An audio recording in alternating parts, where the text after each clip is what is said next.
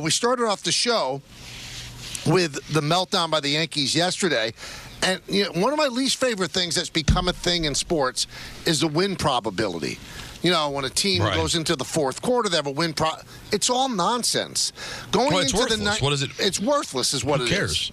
Going into the ninth inning yesterday, the Yankees had an 81% win probability. Then after Jankowski led off the inning with a 4-3 ground out, it went to 89. So what does it mean? They lost the game. I don't know how you do it in baseball, Michael, because there's no clock. Things can happen.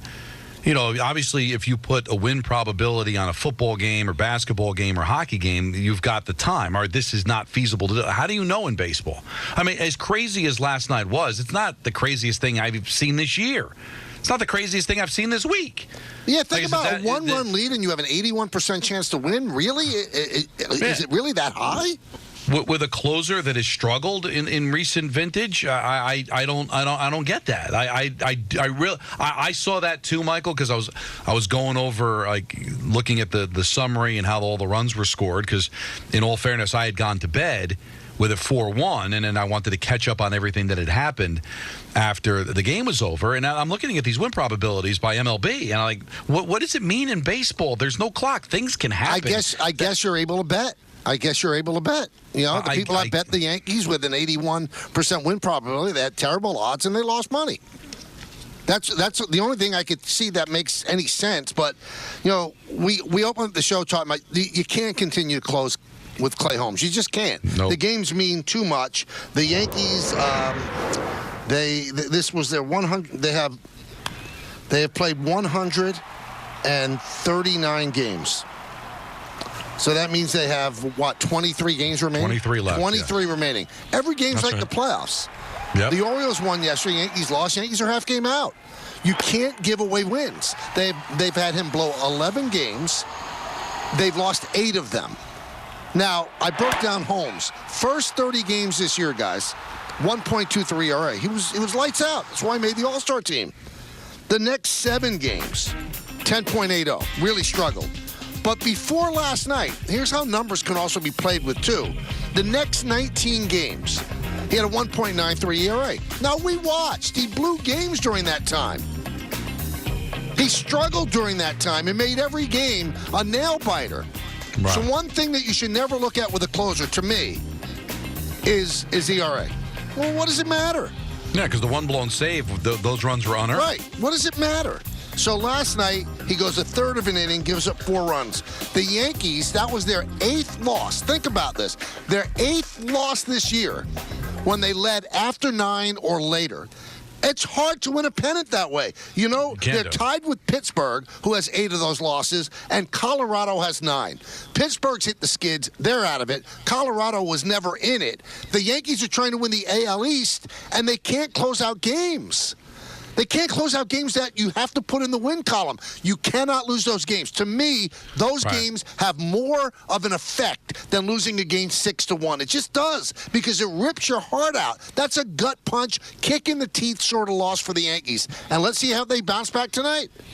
All right, and it becomes big tonight because they lost the series to Washington, lost the series to St. Louis. If you lose tonight, then that's another series loss to a team that you should be able to beat. And not only that, Orioles win, they find yourself a game and a half. And I would think playing the White Sox, the way the White Sox are playing right now, I would have to assume, guys, that Baltimore's going to win. All right, so you can't be hoping that the White Sox all of a sudden get off the mat. They're 5-45 in their last 50 games. Now, anything can happen. The Yankees lost to the White Sox not that long ago, but that's not something you're going to want to count on. So in all likelihood, if you lose tonight, now you're a game and a half back with 22 to play. Again, not that you can't make that up, but you're moving in the wrong direction, because it would be a 3rd straight series loss. And what are you doing? It's September now, and the games are really important. Well, Don, look at this stat. This is their 10th straight rubber game in a series. 10th straight. Mm-hmm. You know the record in the other 9? 5-4. That's not good enough. You got to win series. Right, Michael, they are under 500 since June 1st. So this is a recurring theme with this team. If you go over the last 3 years, they got off to an historic start in 2022, fell apart in the second half of the season, but because the first half was so good, they were still able to win the division and go to the playoffs. Last year, it never came together for them because of the injuries. And then you look at this is a carbon copy of 22. With Judge hitting the home runs, get off to a great start, but very average this time now beyond just the second half of the season because it goes back to June 1st. So there's a lot of things going on here, Michael. Like, why can't they find some sort of consistency? They get off to these hot starts, and this is now going to be 2 out of the last 3 years where the hot start's going to carry them into the playoffs. But are they going to be going into the postseason, Michael, playing like you want to play if you're going to compete for a championship? Well, I mean, they're going to go into the postseason not knowing who's going to get the final 3 outs of a game. That's a tough task. That's killer. That is an absolute killer. To not have a closer going into the postseason. I wonder if there's a worse killer going. I guess the only thing that would be worse is that your bats have gone cold and you don't feel like you can generate runs going to the playoffs, but not feel like you can get 3 outs. It's not a great place to be. The other good thing is, does Baltimore have confidence they can get the final 3 outs of a game? No, they have a terrible bullpen. And that's why both of them are neck and neck. Right. And that's the conversation, because what the Yankees are kind of what the rest of the American League is. Right? Houston got off to the really bad start. They've recovered and played better, and that's why they're in a position to be able to win the West. But remember, Seattle got off to a great start and ended up firing their manager. Like the Red Sox, they've kind of cooled off now. They're basically a 500 team. And then the Phillies and the Dodgers have come back down there. In the beginning of the year, Michael, it looked like there would be a bunch of teams that would win north of 100 games, and this could be the first time in a decade no one's going to win 100 games. So I guess if you're looking for a silver lining, this is kind of what baseball's been all season. Nobody has been consistent. Everybody has hit the skids. The problem with the Yankees is they don't have the cushion Philadelphia has. They don't have the cushion Milwaukee has. They don't have the cushion Houston has. This issue might end up costing them the division. Now, I have the Yankee starting lineup tonight on 880 ESPN. It's brought to you by Bigelow Tea. Gleyber Torres leads off, plays second. Juan Soto in right field will hit second. Hitting third, center fielder Aaron Judge. Jazz Chisholm is cleaning up. He's going to bat fourth and then play third. The DH is Giancarlo Stanton, batting in the 5 spot. Batting sixth and playing first base, Anthony Rizzo. Anthony Volpe is the shortstop, batting seventh.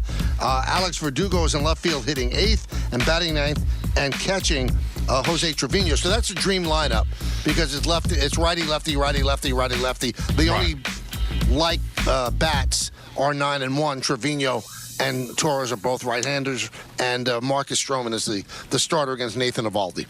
That's tonight's Yankee starting lineup, brought to you by Bigelow Tea. Bigelow Tea is a proud supporter of the Michael Kay Show, an official hot tea of the New York Yankees. So Mets playing the Red Sox tonight. That follows our show. Their pregame show will start right after ours on 880, and the Yankees are on Prime Video tonight.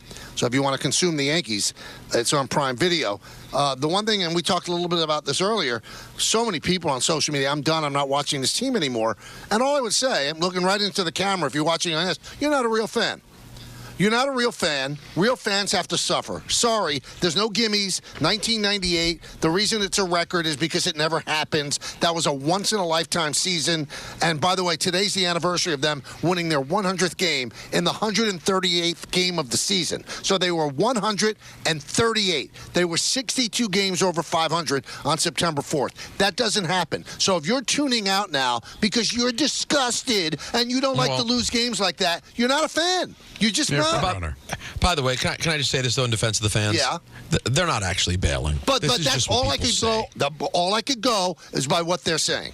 They're saying, I'm not watching anymore. Don't watch. You're not a fan. People say that. I don't think they'll actually stop watching. But I do understand that. I do think there can be a breaking point in a season. To not watch your team? Really? That's battling for first place. I can see a breaking point. No. Correct. In Chicago, the Oakland A's, they're fans. No, I was gonna say, like, for example, let's suppose over the next, they lose 7 straight, and the Orioles peel off 7 straight. Right. And all of a sudden you blink and you're 6 games back and literally they keep running out Holmes. It happens over and over again. I can see then you going, you know what? This team obviously doesn't care about winning. I'm done. Not when you're half a game out and fighting for the division. That's crazy. And that's I think we can have a very interesting debate about whether it's like the old days with George Steinbrenner. But I do think you might disagree with their moves, but I do think the intention of the moves is to win. They're not tanking.